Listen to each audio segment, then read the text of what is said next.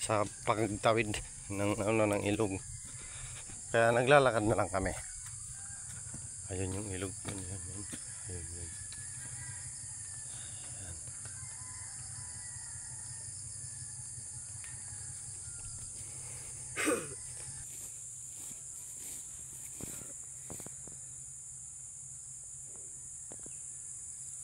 Ayan yung, kung tawagin dyan, ano yan, palubloban ng kalabaw. Sa English, lupugan.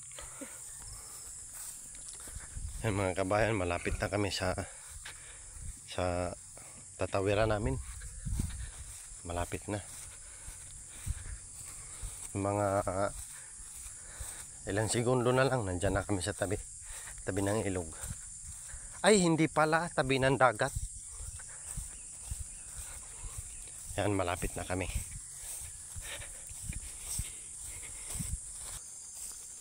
Yan, dito na yung tawiran. Yan sa kabila.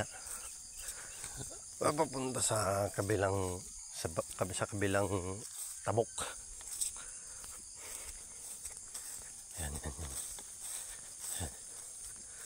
Yan pala yung bangka ko. Andun. Ginamit yun ng kapatid ko kahapon. Yun nga, kahapon. Ito yung pababa kami doon at mag-aantay ng dadaan na may bangka.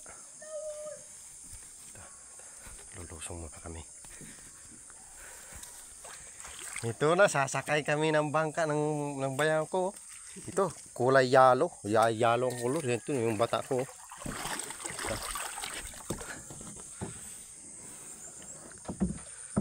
Ba, maraming baon yata yung bata ko. Ito, ang laki ng bag, kulay red na pula. Ano, doon kami pupunta yun, no? Sumasakay na kami ng bangka.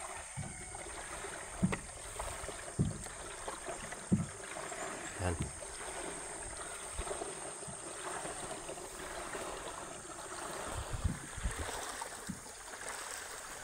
Galing pala sa English, bugsay. Ang galing magbugsay pala nito. Sa English, ano man tawag sa English nun? Sagwan ba? Hindi. Sige, ganun na nga yun. Ito, malapit na kami. Diyan, oh.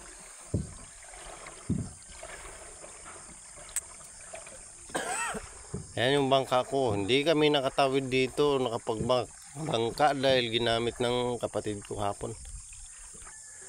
Yan. Bababa na kami. Malapit na.